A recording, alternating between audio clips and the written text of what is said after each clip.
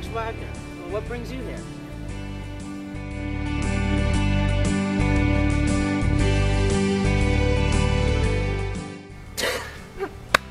Do I know John Steinbeck? Oh, Johnny and I go way back. We go way back. Oh man, he was a hell of a guy. But yeah, I remember as youngsters, we used to, we used to go out, spend our summers on the ranch, play in the mud, go fishing, skip rocks on the pond. You know, it was, things that kids do. We had a lot of fun out there. His dad was a real big shot in town. He was the Monterey County Treasurer, I think it was. Real nice guy. And same with his mom, great lady, school teacher. And geez, I just remember her reading to us, all these great stories. She was always encouraging young Johnny to read and write, and she was just a great inspiration for us both. Oh, I remember Johnny. He used to brag about all the long, big, hard books he used to read, and he used to brag about how his favorite books were Crime and Punishment and Paradise Lost and all these quite difficult novels. He really was a smart cookie, though. I swear it was his mother's doing. But yeah, and we graduated high school in 1919. He, obviously being smarter than I was at the time, went off to Stanford. I wasn't as fortunate, but he was there for 5 years, I think, till 25. Unfortunately, he didn't quite attain a degree. He dropped out early. But then again, I personally don't think he even needed a degree. He was just a hell of a writer, before he dropped out, he was already publishing things in the school newspaper, short stories, and he did a lot of great work. And so he dropped out.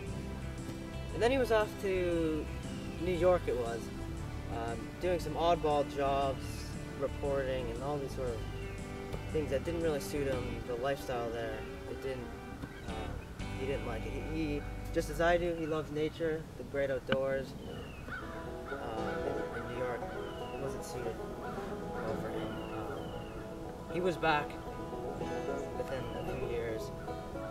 Oddly enough, he took a job as a tour guide at what was it? It was a fish pantry, actually. It was strange for such a smart guy. I was quite surprised, but it turned out to be a halfway decent decision, as he did meet his first wife there. So hey, maybe it wasn't all bad. Yeah, from there he moved with his new wife to, I think it was the Pacific Grove. Real nice place where he lived. His parents, fortunately enough, were willing to support him financially, give him money, and allowed him to pursue his passion of writing.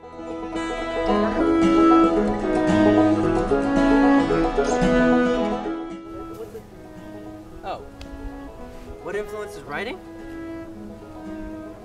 I'd have to say, definitely the world around him.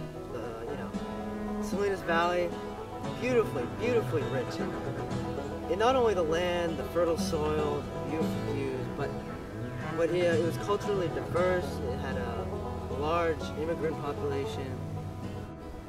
Also, I think definitely his child upbringing, definitely a source of his regionalistic color and his distinct style and sense of place. That's a locale for you intellectuals there. But anyway, he actually published his first novel in 1935. Max! Yes, honey? Time to milk the cows! Oh, sure thing. Always work that's gonna be done around here. Always work, man's gonna work.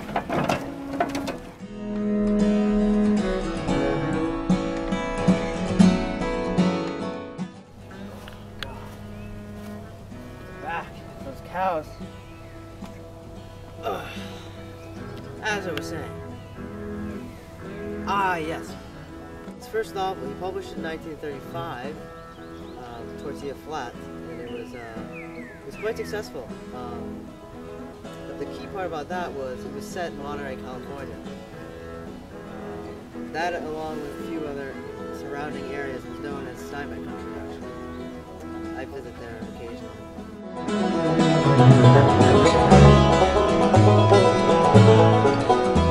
Other influences, I'd say, I was actually lucky enough to serve as inspiration for one of his novels. The Red Pony it was, and that was a tale of a young man and his father working on a California ranch, and that was also a great story. They're all great stories for that matter. But you know, being great friends with him, I'm just glad that I'm not the only one who remembered our friendship. And boy, he was a hell of a traveler too. He was all over the place.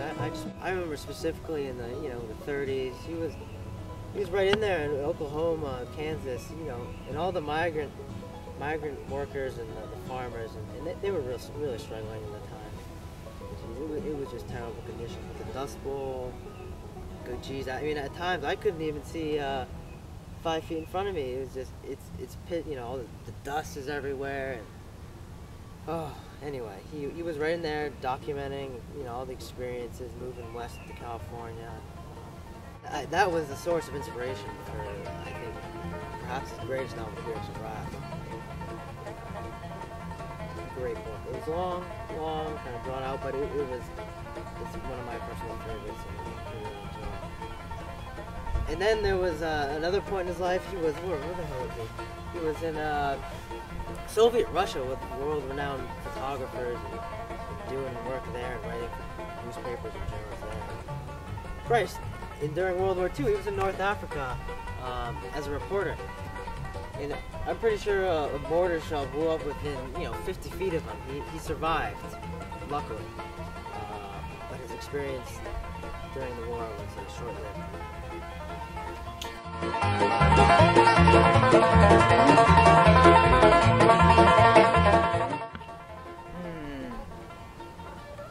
I think I'm going to have to go with Grapes of Wrath, obviously. Love that book, like I mentioned earlier. That actually won a Pulitzer Prize, by the way. Along with East of Eden, another great one. Of Mice and Men, classic. And of course, The Red Pony. How can I forget The Red Pony? Yeah, I mean, I think his works are just so famous that, kids are still reading them today. They're required by most schools. Everybody reads them. It's Steinbeck. They're classics. I mean, the guy won a Nobel Prize in '62 for literature. I think for his realistic and imaginative writing, combining as it does with sympathetic humor and keen social perception.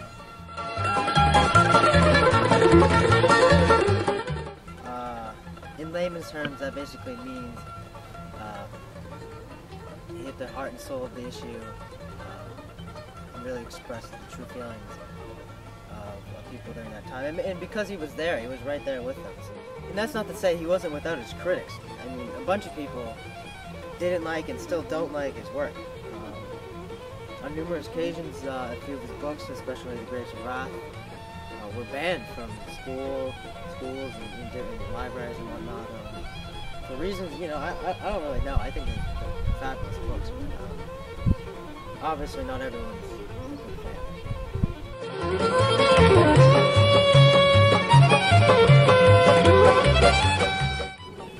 And the question we've all been waiting for. I mean, Steinbeck is Steinbeck. There's no getting around that. A classic, award-winning American author. And I think it's, a combination of three things. First, it's his distinctive writing style. It's simple and clear, so guys like me can understand it, yet it's descriptive and realistic. At times it can be poetic, and at other times it can be harsh, reflecting the sort of cruel nature of society during that time. Secondly, I think it's his deep characterizations. He excels at depicting lifelike, yet universally accepted figures. And finally, he uses thematic symbolism to explore many of the plaguing social and economic issues that are still resonating with us today. So what the heck do all these big words mean anyway? Basically, Steinbeck described the troubles and the problems that, the people during this time were facing. And, in other words, Steinbeck, as the author of the Great Depression, understands better than all of us not only the true issues and problems that people were facing during this time, but how to express them on paper in a way that, you know, people today can understand and react to. Oh, now that you've heard my 2 cents on Johnny Boy, I highly suggest that you go out, buy some books and read them all, because they're really great. But for now, I'm gonna get some lunch because I'm starving.